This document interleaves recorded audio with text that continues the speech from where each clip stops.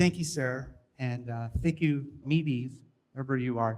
I'm thrilled to be here today to talk to you about various concepts from my research and from my book, AI Economics. But before I get started, I need to start with a confession.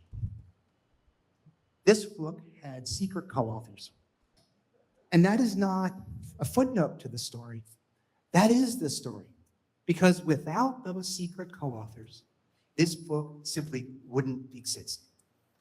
I've been working on research in the area of economics and technological change for about 2 decades and attending conferences. And I had all these ideas. I thought it would be a great book, but before AI, it just seemed too daunting. But now that AI can get my ideas onto paper and write eloquently, change the incentives. And that is the major theme of this talk, that it's not just what technology can do, it's how it changes human incentives. So before I jump into it, I want to start with a little, few historical examples. So first, let me ask you, what do you think of when you think of a very old computer?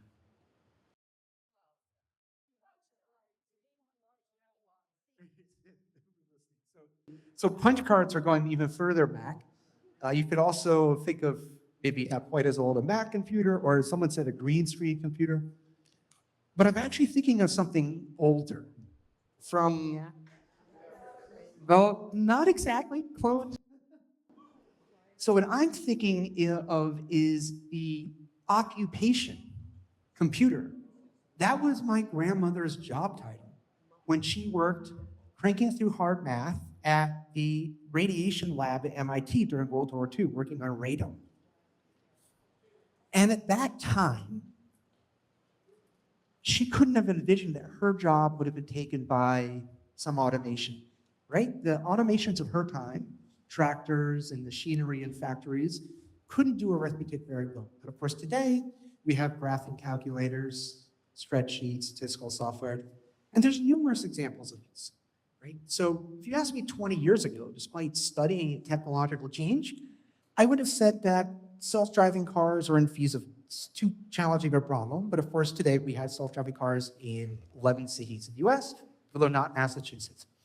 5 years ago, if you asked whether these algorithms could fill in for human survey respondents in experiments, in getting their opinions, I would have thought that's nuts. That's like the most human of tasks. And yet here we are today, there's research and even a company that is having rational replacing human survey participants with the AI type. So this illustrates the point that it's very hard to predict what technology might be capable of in the future. But predicting incentives is more feasible. So let me start with an example of how incentives really bad, how just looking at what technology can do doesn't tell you what the future holds still. How many of you are familiar with the Segway scooter pictured there on the right? Okay, great. It's a two-wheeled device with a battery that the original inventor imagined that people would use to go to work, eliminating pollution, reducing traffic, et cetera, et cetera. How many of you have actually gone to work on a Segway? Raise your hand. No one, right? And it's because of the incentives, the economics. Priced at $5,000 back then, which adjusted for inflation is about $9,000 today, it just didn't make economic sense to buy this device that was limited to 15 miles in range, 12 miles per hour, and didn't keep you dry in the rain. Okay? So it's a really impressive technology, very little in it. Sometimes it works the opposite way. Consider air conditioning. It's a fairly modest goal to make it tolerable indoors. Might be nice tonight. But its impacts are much larger. By making it tolerable in really warm weather, it increased productivity in southern states, led to much more migration here because it was more pleasant, and even transformed national politics. So it's often not what the technology can do, but it's how it changes human incentives, and that's what determines the future. So I talk about this concept in my book of the incentive filter. You could think of this filter that filter through all the different ways that technology might impact the world and shows us the way that it's more likely to or will. So in my book, I go through a variety of different topics and look at the impacts through this incentive filter.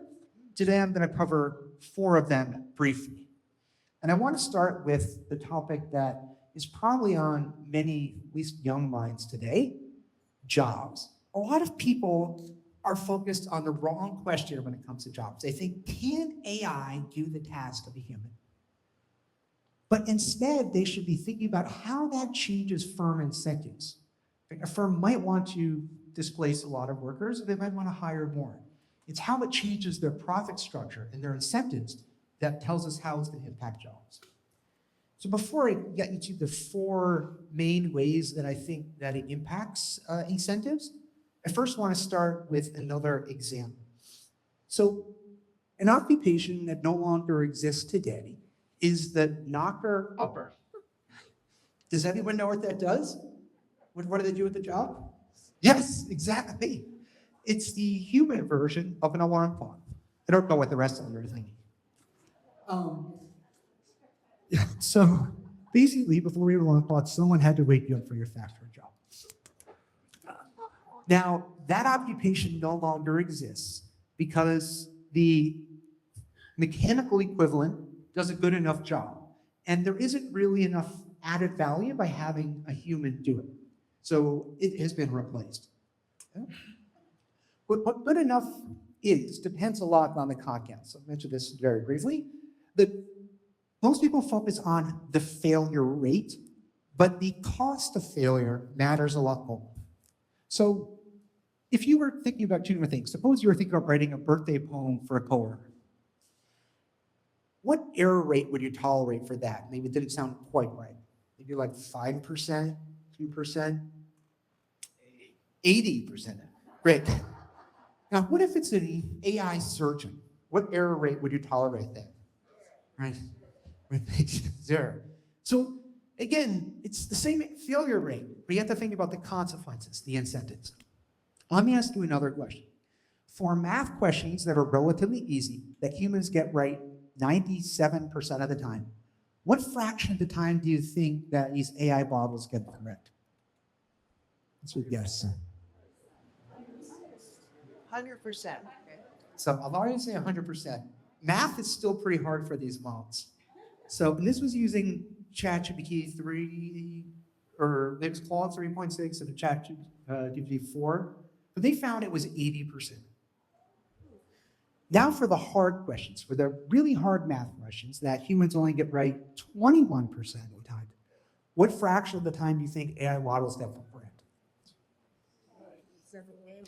80. Close. 78% of the time. Okay? And this recent paper by Brandeis and Raphael Rao showed that there's almost no relationship between human perceived difficulty and the fraction of the time that the AI models get it correct, which suggests where the error rates might be more tolerable, where AI models might get through. But I've been asking so far, what is better, a human or a machine? That's perhaps the wrong question. A better question is whether you might prefer human plus machine rather than just choosing one of them. So we go sort of further back in time, for example, when IBM's Deep Blue, who beat Garry Kasparov at chess in 1997, most people thought that was game over for humans. But it turns out that the combination of human and algorithm is actually better than either alone. And that has spawned a new competition known as advanced chess. And so companies might ask the same question. Do they want to try and replace human workers? Maybe there's something that augments human workers and makes them more productive so they could produce the same level of output while cutting the workforce quite a bit. Or if workers are augmented, they could keep the same number of workers, or you could hire more and have them produce much more output. And so it's this question about which one of those 2 strategies they might want to do. And I think that actually comes down to a basic concept from economics, the elasticity of demand.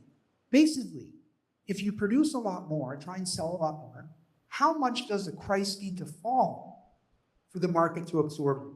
If people would like a lot more with a slight price reduction, then we say demand is elastic. And in that case, if everyone's producing a lot more and the price doesn't fall that much, each worker is producing a lot more revenue. So if firms want to hire more of them, and presumably to compete for these workers, they would bid up wages. There's been a number of surprising examples where people thought a technology would take away jobs, but because demand is quite elastic, it didn't. One well-known example is the ATM. So the ATM, when it was invented, 75 years ago or so, many people thought that that would put bank tellers out of jobs, but it didn't. Because by making banking more affordable, lowering the cost, to make it more accessible, it brought more people into banking. And you still needed bank tellers to handle all the tasks that the ATM couldn't do. So at least for several decades, it didn't lead to bank teller job losses. But in some markets, demand isn't that elastic. Consider farming. What fraction of workers do you think worked in agriculture in early 1800s? Any guesses? 20? 80. Exactly right. 80%. And 80% of workers work on farming back then. What do you think the number is today? It's actually closer to 1%. It's like 1.2%. Now, why has the number of jobs declined so much? Well, we don't actually eat that much more food on a per capita basis, right? We get full. You don't eat a little bit more, you waste a little bit more. But eventually, we've had enough. We're stuffed. And so as farming got augmented by machinery, what happened? Well, we just needed fewer workers to produce roughly the same number of food per person. So the question is, what is that going to do for us? And we're still sort of in the transition phase. But I want to start by focusing on the supply side. So I said I wrote books with AI. I haven't heard many other authors have been into it. So the question is, what has it done to the breadth process? So here I'm part of a graph from a paper actually just released this February from Bill Waldfogel and Emperor Lyons. And it shows the number of titles released each month on Amazon over time. And I show the part of the graph up until the point where ChatGPT was released to the public. So what do you think has happened since then? Do you think the number of books, number of titles has gone up 10%, 15%, 20%, 50%, 100%, 80%? Good guess. It's actually higher. It's tripled. There are 3 times as many books released per month now compared to before ChatGPT was released.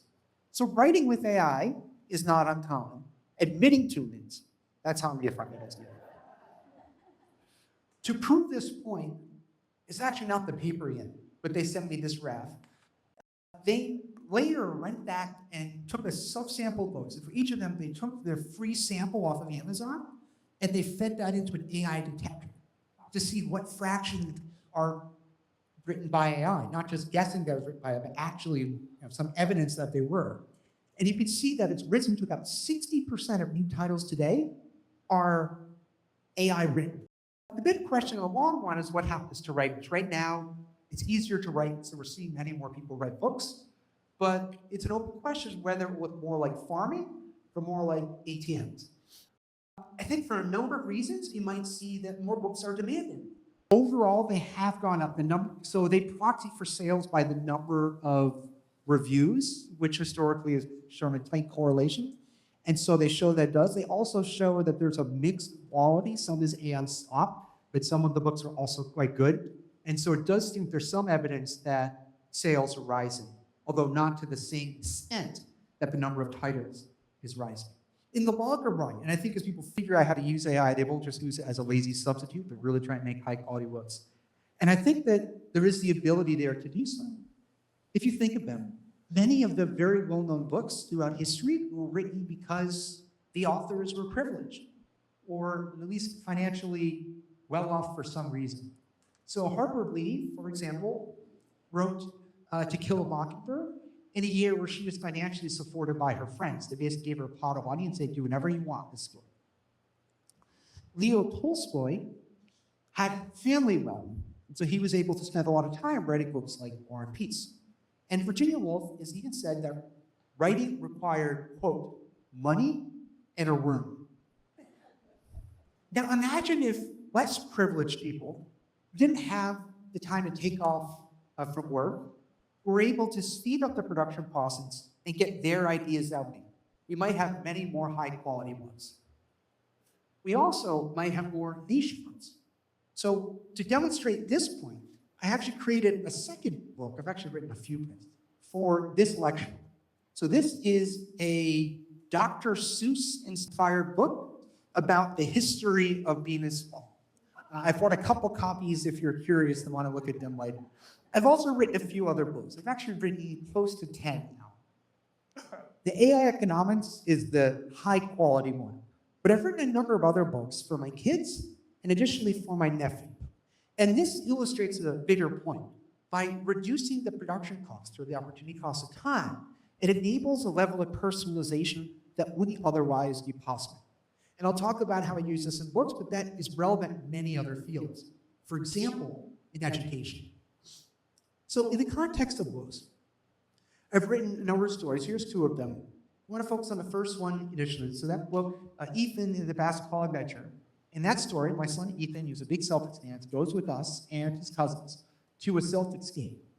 And it's a great time. There are the siblings. It really feels like it's him because the siblings are there in the story.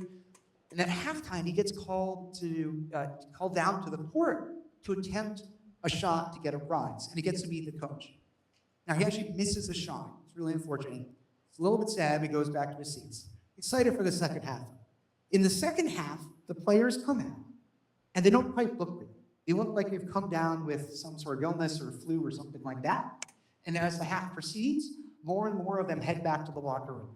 And in the last 30 seconds or 15 seconds of the game, they don't have enough players to put on the court. They're down to 4 players and need 5.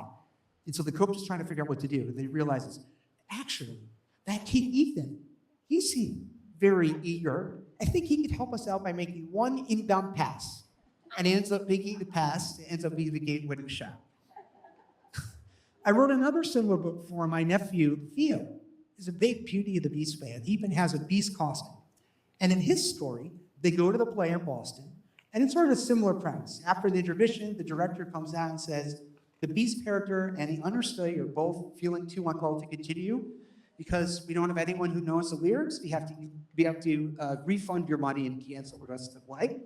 Until my sister-in-law goes down and says, well, actually, her son knows all the lyrics and is already wearing his Beast costume. And so he ends up going and filling in and becomes known as the kindergarten Beast of Boston. Now, were these books the best ever? No. I mean, objectively no, but they were extremely valued by their intended recipients and have been reread more than any other book I've ever gotten by a long shot. So that illustrates the point of how it wasn't the AI writing these books. I mean, it helped out a lot, but it was my ideas, my story. It changed the incentives and allowed me to create something that wouldn't otherwise exist. And I want to change track slightly. So far, I've been looking at AI as a jobs replacement. But it's not exactly jobs replacement. It replaced tasks. And typically, jobs are bundles of tasks, of routine tasks that can be done by almost anyone, and expert tasks that can be done only by a few. We assume they need to be done by the same person.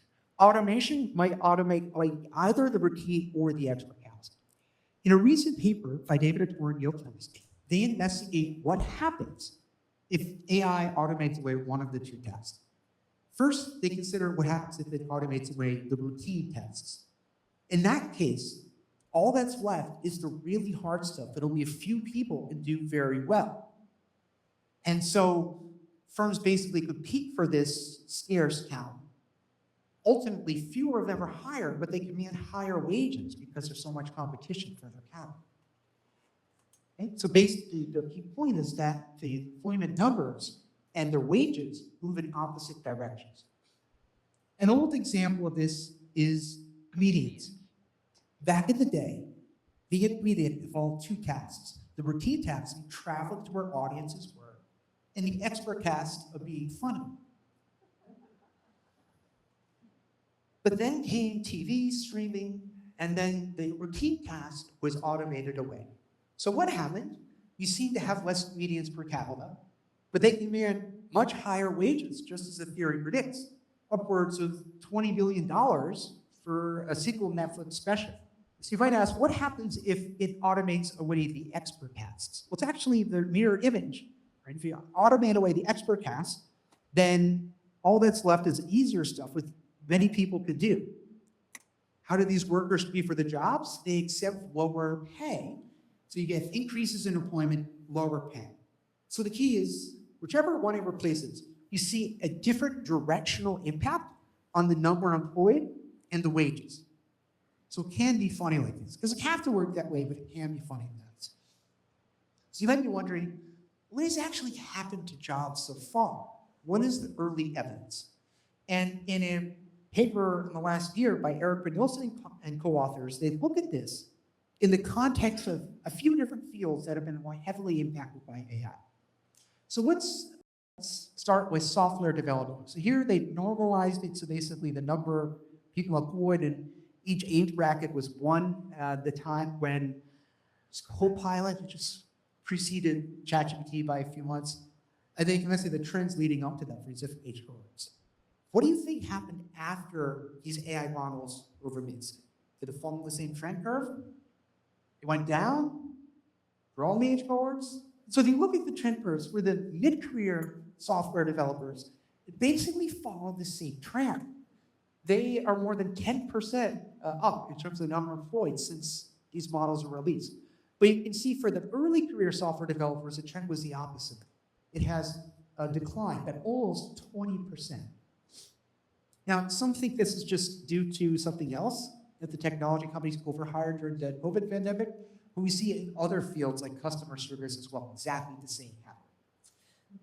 I do want to be careful though. We don't want to focus too much on the number of employment. Okay? Take doctors.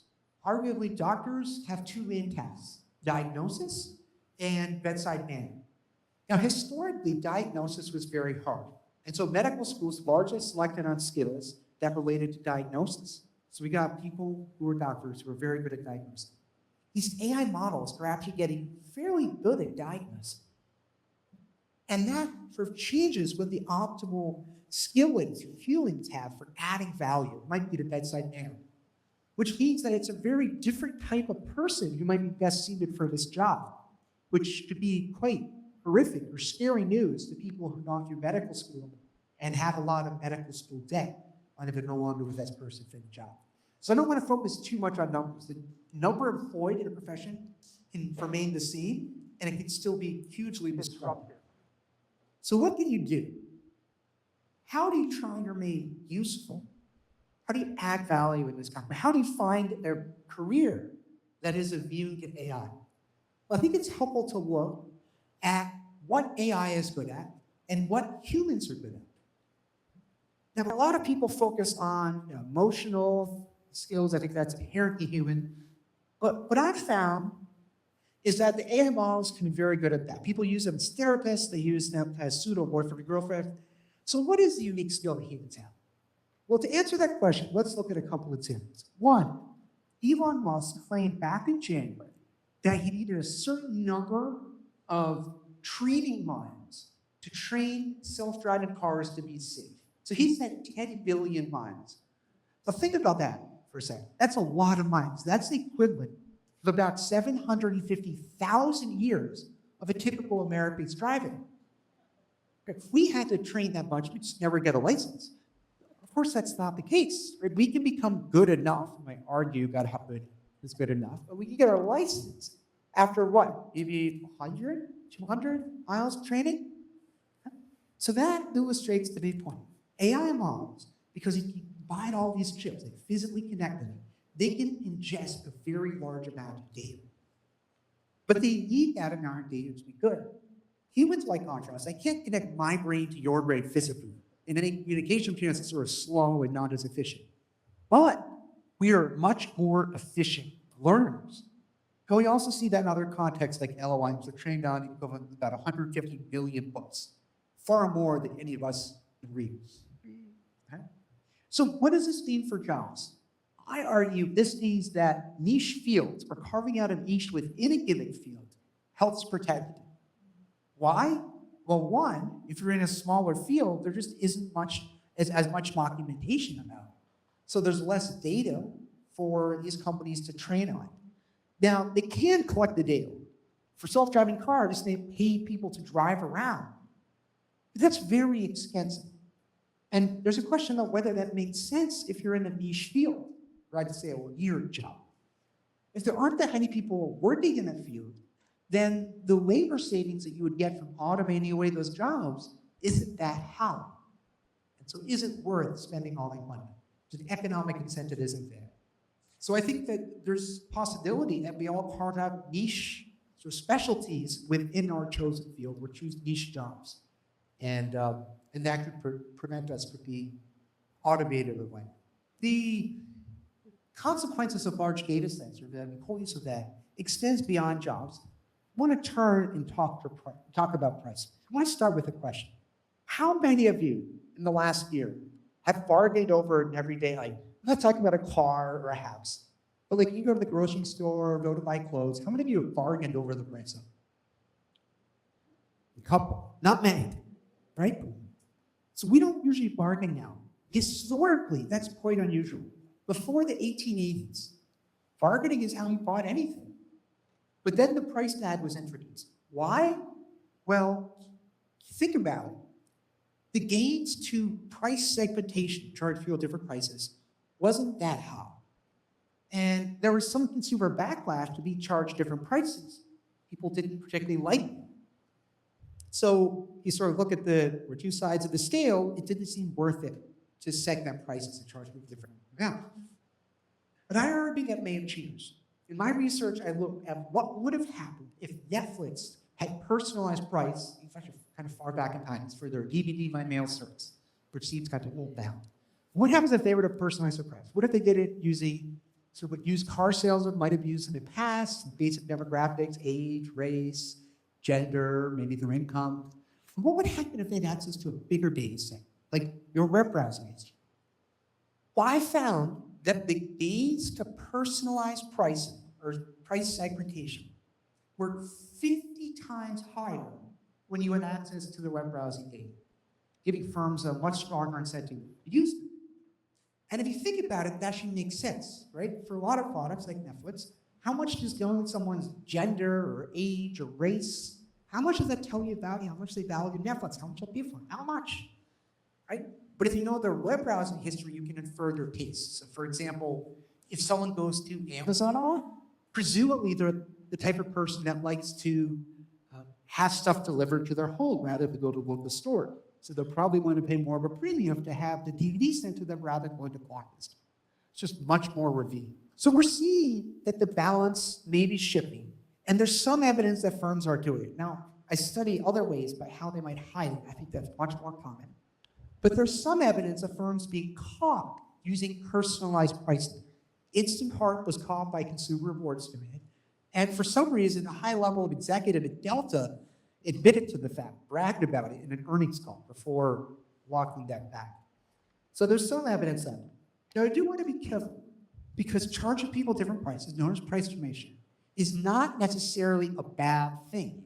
Some people get lower prices, and the theory suggests that if you add up everyone's welfare, they could be better off. But it can also be used in an exploitative manner, and that's where it gets very concerning. So Uber didn't do this, but I have a quote here for Keith Chen. He's actually an economist I know, he's a great guy, but back then he was the head of economic research at Uber. And one of the people working under him discovered something. They discovered that someone would typically be willing to pay the surge pricing increase in fare if their battery level was below 5%. Right? Makes sense. If you don't pay it then, your battery might run out and you might not be able to get a ride home. Now, they never implemented this allegedly, but they learned that was true. I think that these online gambling sites actually do use this information. So copy casinos, they can give you bonus bets. If you have a couple of losses, they can give you a little bit of money that's free to bet and to try and keep you hooked. And maybe John gets a bonus bet, he's down 25%, But maybe they don't give their bonus back to Sarah until she's down 50% because they learned that she'll tolerate more losses before leaving the platform. So it's kind of scary how this might be used. Now, you might say, what can you do about this? Well, you could read the terms of service for everything. But how many of us actually do that? How many reads the terms of service or the fine print for everything they buy? I don't see anyone's hands. So you're just like what was found in research. There's some research that looked at this, and they put a lot of absurd stipulations in the fine terms. Like, by signing this, you agree to give us your firstborn child. 98% of people still agree. Now, you might say this is a hypothetical, but there are real-world examples of economic harm, not signing over your firstborn child. But take, for example, the experience of Ken Dahl, a software developer, who bought a GM car. And after he bought it, shortly thereafter, his insurance rates went up by 21%. Not because of his car, but because of something he didn't read in the fine print. In the fine print, he'd agreed that GM owned the data from his driver, and it was tracking his speed and his heart braking as often as every 3 seconds. And that data was sold to LexisNexis, which was then sold to his insurance company, causing them to raise his rates. Now, you might say, well, okay, I'll start reading the fine print. Have bad news? You're still not safe. Because whether your data are revealed is often not your decision. Take, for example, genetics. Your genetic information is perhaps the most personal information that can have. Yet, if your sibling or relative gets the 23andMe test, they've at least probabilistically revealed quite a bit about you. Also, as you walk around, you might appear on video cameras or the back of someone's selfie. There's a lot of ways that can inadvertently reveal. And this type of information can be used in all sorts of concerning ways. So about 10 years ago, we'll go over that, there was someone who was raising this with comments, trying to get something changed. I don't believe anything has changed. They noted that there are lists of people of all sorts, including you could buy lists of names of people who were recovering alcoholics or survivors of sexual abuse. It's really quite despicable. But it shows you that without regulations to limit this, that technology will be used, however it is profitable. So in some cases, we need regulations. So now I've probably convinced you to be very much against data sharing. And I want to be very careful there because there's a lot of advantages as well. We can make a lot of important discoveries, but also come up with better contracts to solve market failures. So the experience of Ken Dahl and his GM vehicle, the problem there was that he did not know about or consent to the data collection. But there are these programs known as pay how to drive insurance where people opt into exactly this monitoring, trying to get a discount. So basically, they send you that little device with it. It's how it used to work. They plug it into your car, and then they monitor things like heart braking, late night driving, etc. And if your behaviors are safer than your demographics would otherwise suggest to get a discount. And so that's nice. The insurer saves a little money from reducing accidents. The person saves a little bit of money. But the impacts are much greater than these. In a paper with InfoRimers, I found that it actually reduced the chance of being in a fatal accident among participants by 50%, which also benefits bystanders on the road.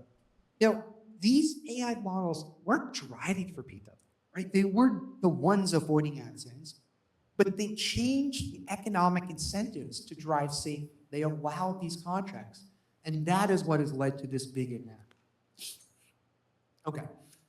So now that I said something positive, I want to go to the scariest and most negative part of it. So what do you think is my biggest concern about? I know a lot of people think it's environmental arts, which are very real, but I have a much bigger concern. I do talk about that in my book, but that only matters if we're all still alive. My concern is the existential risk. And actually, I'm quite concerned about it. There are two channels. I'm not really going to talk about the first one. I do talk a bit in my book, and there's other work on it by a number of different people, the unintentional ones. I want to focus on the intentional ones. So I don't know how many of you have a Tesla. Actually, don't have this. A lot of people have Teslas here. So EVs. They recognize pedestrians. There's a lot of cars that recognize pedestrians. And what is the reason? To try and brake or swerve to avoid them. That was the intention of the inventors. But that same technology could be repurposed for a much more concerning purpose. Drones, drone warfare. And in fact, they're developing drones that operate without any human in the loop. You think about it, having a human in the loop is a disadvantage on war content. If you have a human drone pilot, one, the communication could be severed. They can jam the signal or cut the cord if it's connected with one of those long thin fiber optic cables. Two, you're limited by the number of skilled drone pilots that you have. If the drones could just go and recognize the enemy combatant and finish the job, that's more effective warfare. And if you think about the incentives, if you're a Ukrainian soldier on the front lines, maybe without the drones, you stand a 50% chance of dying. But with them, maybe there's only a 10% chance of dying, 5% chance of dying in the war, and 5% chance that the drones go rogue and just start killing everything. So from their perspective, it's either a 50% chance of dying or a 10% chance of dying. So they develop the autonomous weapons. It's the same thing for the other side. And so incentives lead us to potentially very bad outcomes. Now you might say, because of these potential risks, that we should just shut down AI. Not all of it. Well, there's a problem. When you look at the incentives, it suggests that even with these huge existential risks, maybe we shouldn't. So Chad Jones has a paper that imagines this scenario. Suppose that there's a button that anyone can push. Or let's say, not anyone, a number of people can push. And if that button is pushed, then we get AI for that year. And that would raise economic growth rates, but also carry some risk of existential human rates. Okay? So he uses common assumptions from economics and asks the question, for how many years should we continue pushing this button? And the answer that the model tells him is that we should go for 40 years at a cumulative existential risk, wiping out all humans, of 33%. But if it doesn't do that, then we're all 50 times richer than we are today. This seems absurd, right? But we make these types of trade-offs all the time. Maybe when you last bought a car, or maybe particularly when you were younger, you didn't buy the safest car. Rather, you chose one that excelled in other features, possibly price. So you just traded off risk of death for having a little more money in your wallet. Government agencies do this as well. They have this actual dollar amount for the statistical value of a human life, deciding whether a safety improvement makes economic sense. All Chad Jones did is apply this to this existential threat model. And those are the conclusions that he reached. It's actually quite concerning. Moreover, the problem is that anyone can push this button. So even if we don't want to hear, ask yourself, does someone living in one of the poorest countries in the world, where average incomes are about $500 a year, they struggle to get enough food and clean water and shelter, might they want to raise their incomes even if it carries an existential threat? So I think this is a big concern. I don't want to get too negative. Let's switch to a more Lincoln-specific topic. Let's talk about transportation. So I learned that the commuter rail station is at the center of a lot of land use planning. And at the state level, there's a lot of planning around it as well. In fact, there are suggestions of electrifying the commuter rail and improving the other transit lines at a cost of as much as $8,000 per Massachusetts resident. And so I became interested in the question, does it make sense to sink that much money in now when you expect the benefits to be accumulated over many years, when self-driving cars exist and might be diffused relatively soon? So I developed a model to answer this question. It was complicated, but the basic idea is I wanted to estimate how much people care about various features of transportation, Like how much you dislike a minute spent driving, how much you dislike a minute spent sitting passively on, say, a commuter rail, or in the future, something like a self-driving car, as well as some other features. And then I simulated what choices people would make in terms of where they live and how they commute to work if everyone had a self-driving vehicle. It went down by about 10%, maybe 12%. And even modest speed improvements, like 20%, would more than offset any reductions in the amount that people use transit.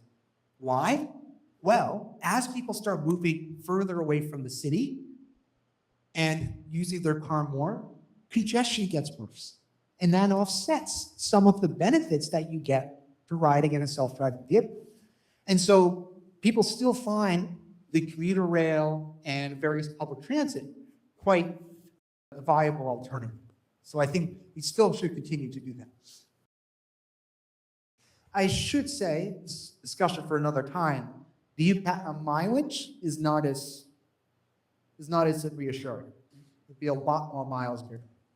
So to wrap up, I just want to briefly reiterate, there's a lot of quite impressive ways that technology can transform our world.